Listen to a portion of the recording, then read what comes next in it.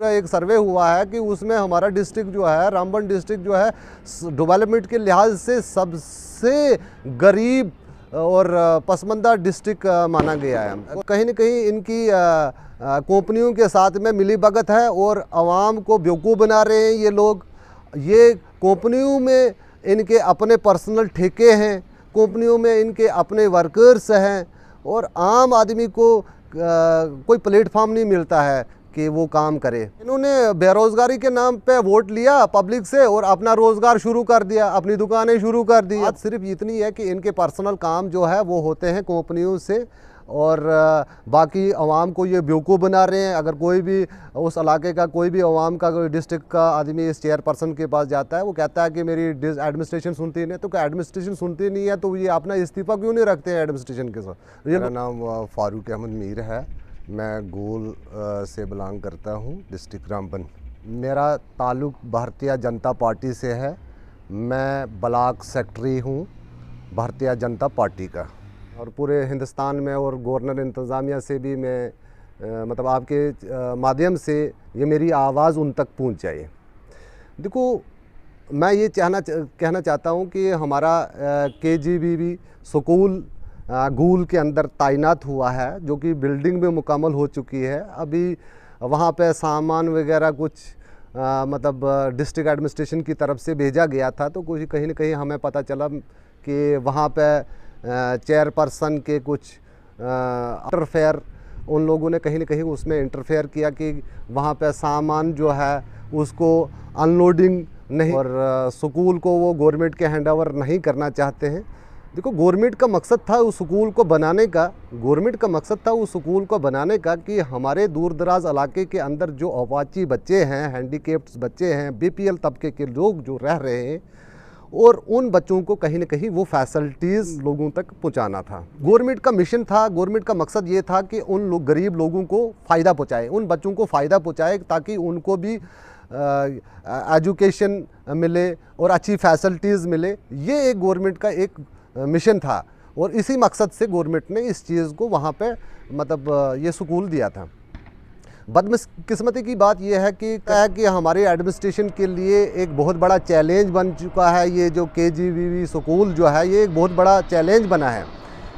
यहाँ पे डॉक्टर शमशादा शान जो है, इसका हाथ है, इसको बंद रखने में इसका हाथ है। अगर उनका कोई लैंड लूज़र कोई डिस्प्यूट है गवर्नमेंट के साथ में, कोई कमिट है या कोई पैसे के कोई भी एनीवे कोई भी मसला है गवर्नमेंट, वो तो गवर्नमेंट के साथ करे। उन यतीम बच्चों को क्यों सफ़र करा रहे हो? एक तरफ तो वो लीडर बनना चाहती है। क्या लीडरों का यही काम है कि तरक्की को, डेवलपमेंट किसी इलाके के अंदर हो और उस डेवलपमेंट को रोकना? ये लीडरों का काम है, ये लीडरों की सियासत है।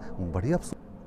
देखो, उस बहन को इस चीज़ को मानना चाहिए कि पब्लिक ने, यहाँ तक कि उनकी सियासत थी और पब्लिक ने उनको एक रद्दी टोकरी में फेंक दिया है।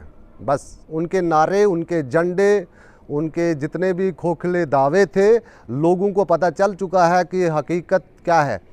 और कांग्रेस के अपने आप को बड़े दिग्गज लीडर समझते हैं, वकार रसूल वानी साहब, जिसको बनाल से लताड़ा गया और वो गूल में आके ठहर गया, ठीक है।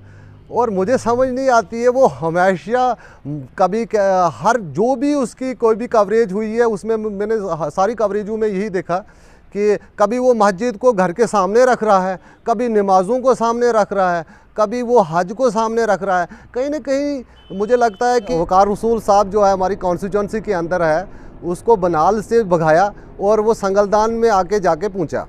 और हमेशा उसने मजहबी सियासत की है। जब भी मैंने कोई भी उसकी मतलब कवरेज देखी है, और से सोचा है कि हमेशा इन चीज़ों को वो क्यों, एक तो मजहबी रंगत से वो सियासत कर रहा है। उन्होंने बनाल में क्या डेवलपमेंट की है? बनाल में अभी भी लोग रो रहे हैं और उनका नाम सुनना कोई पसंद नहीं करता है बनाल में।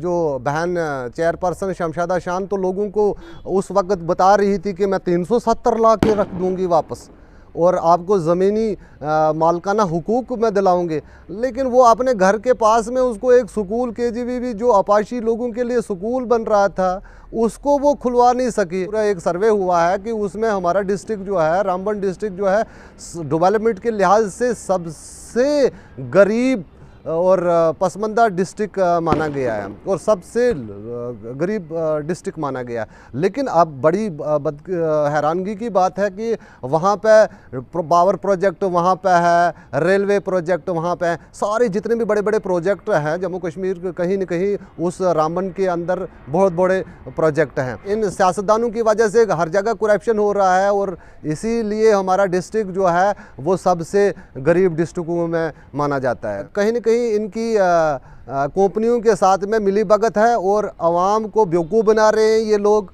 ये कंपनियों में इनके अपने पर्सनल ठेके हैं, कंपनियों में इनके अपने वर्कर्स हैं और आम आदमी को कोई प्लेटफॉर्म नहीं मिलता है कि वो काम करे। ये है कि इनके पर्सनल काम जो है वो होते हैं कंपनियों से और बाकी आवाम को ये बेवकूफ़ बना रहे हैं। अगर कोई भी उस इलाके का कोई भी आवाम का कोई डिस्ट्रिक्ट का आदमी इस चेयरपर्सन के पास जाता है, वो कहता है कि मेरी एडमिनिस्ट्रेशन सुनती नहीं, तो क्या एडमिनिस्ट्रेशन सुनती नहीं है तो ये अपना इस्तीफ़ा क्यों नहीं रखते हैं एडमिनिस्ट्रेशन के साथ?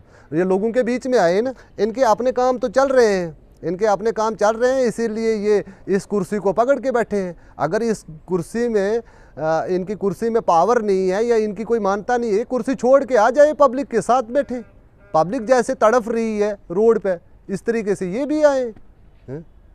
इन्होंने बेरोज़गारी के नाम पे वोट लिया पब्लिक से और अपना रोज़गार शुरू कर दिया, अपनी दुकानें शुरू कर दी है, बड़ी आप अपनी ठेकेदारी शुरू कर दी है, तो बेरोज़गारों के नाम पे वोट लिया। ये कब तक ये ऐसी सियासत चलेगी? देखो, हम उस पार्टी से बिलोंग रखते हैं जो पार्टी हमेशा सच बोलती है। हम कभी भी सब्ज़बाग लोगों को नहीं दिखाएंगे। देखो, बीजेपी हमेशा सच बोलती है और हमेशा सच बोलती रहेगी और हम उस पार्टी को वेलकम करती है और हमारी अवाम भी, गरीब मजलूम अवाम भी उस पार्टी को वेलकम करते हैं। आप मुझे बताओ, इनमें से कौन सा एक लीडर है जिसने कभी भी किसी गरीब मजलूम मस्कीन को कहीं अपना खून दान किया है? दिया है इन्होंने कभी? हमारे पास ऐसे ऐसे कदावर लोग हैं जिन्होंने अपना खून जो है हमारे इलाके के अंदर लोगों को दिया है। हमारा एक बड़ा कदावर लीडर है भारतीय जनता पार्टी का, सलीम भट्ट साहब, जो बनहाल से बिलोंग करते हैं, और उन्होंने 42 बार हिस्ट्री, 42 बार, ये प्रूफ आपको मिलेगा, 42 बार लोगों को खून दिया है। और उसमें से हमारे ब्लॉक के हमारे गूल के 4 लोग हैं जिनको उन्होंने अपना खून दिया है।